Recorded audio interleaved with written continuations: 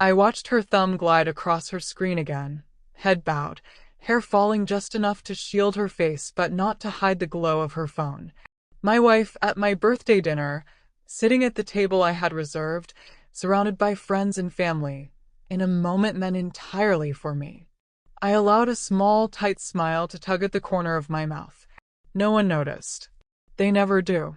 There was a time I worshipped her. We created a life from nothing, struggled side by side, laughed until it hurt, dreamed in tandem. I believed loyalty was the glue that held us together. But love has blind spots. Mine were vast, and she thrived in them. The first fissure appeared months ago.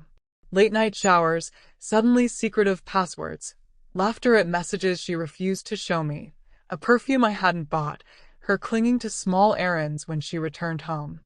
I wanted to trust her. God, how I tried. But truth rarely shouts. It seeps quietly. It slips through in tiny, telling details. One night, I found her asleep with her phone unlocked. A man's name pinned at the top of her messages. The conversation stretched endlessly, intimate, raw, explicit in ways she had never been with me. I scrolled until a chill settled in my chest. I didn't confront her. Not yet. Rage is a weapon best honed in silence. While she fancied herself clever, I became precise. I duplicated her conversations onto my device. I mapped out every meeting, every exchange, every business trip. I hired a private investigator to collect photographs, grainy at first, then painfully clear. Every screenshot, every file I stored in a folder labeled retirement, because that's exactly what awaited her, retirement from the life she thought she could manage. I spoke with my lawyer, shifted assets, transferred accounts. She noticed nothing. Too busy texting him, slipping away, thinking herself untouchable. I smiled more during this time, kissed her forehead before work, let her believe I was blind to it all. Her defenses dropped while mine sharpened, and I waited for the perfect stage, my birthday. She insisted on the restaurant. I let her. She wanted the doting wife act in front of everyone we knew. Toast me with empty words while her phone buzzed in her lap. The table stretched long, candles flickering. Friends, family, laughter filling the air. Yet I saw her, body angled slightly away, eyes flicking to the screen, smiling at him while feigning a smile for me. I let it happen. I counted every vibration of her phone like a clock ticking down. Then when the waiter poured the wine, all eyes on me for a toast, I rose. Glass in hand, voice steady, too steady. To the man who's been keeping my wife occupied. Utensils paused midair. Conversations froze. Her head snapped up, eyes wide. She knew immediately, her face drained.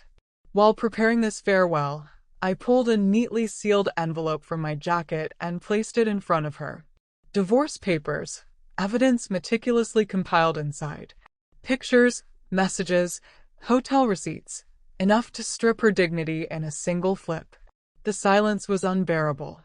The candles crackled audibly. My best friend coughed into his fist. Her hands shook as they hovered over the envelope, then recoiled as if it burned her. Her lips parted, but no sound emerged. Only a quiver, a desperate glance at me, then at the others. She stood exposed, stripped bare of lies. Someone whispered, "Jesus Christ." I leaned in, still smiling, voice low but cutting through the room. Check the last page. He signed something too. Her hands trembled, desperation fueling her movements. And there it was, a copy of her lover's own confession, signed under pressure. He thought he was cunning, signing a lease with her, promising a future. My investigator had it.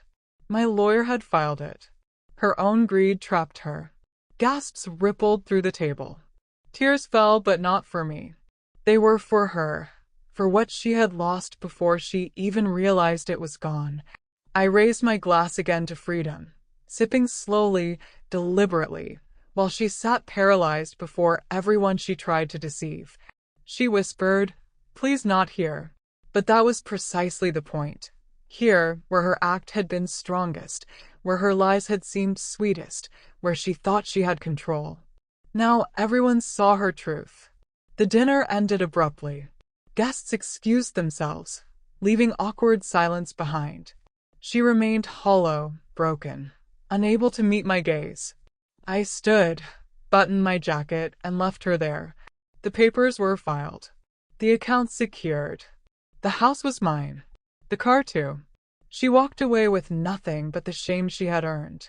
Stepping into the night air, I felt lighter. Not happy, no, happiness wasn't the aim. Justice was. Cold, precise, complete. Betrayal had hollowed me, but revenge filled that space with steel. As I walked, my phone buzzed. A message from the investigator. He had already vacated his apartment. Alone. Perfect. I smiled to myself. City lights cutting through the dark sky. She lost her husband. He lost his courage. And I held my silence until it thundered loud enough for all to hear. Justice, finally served.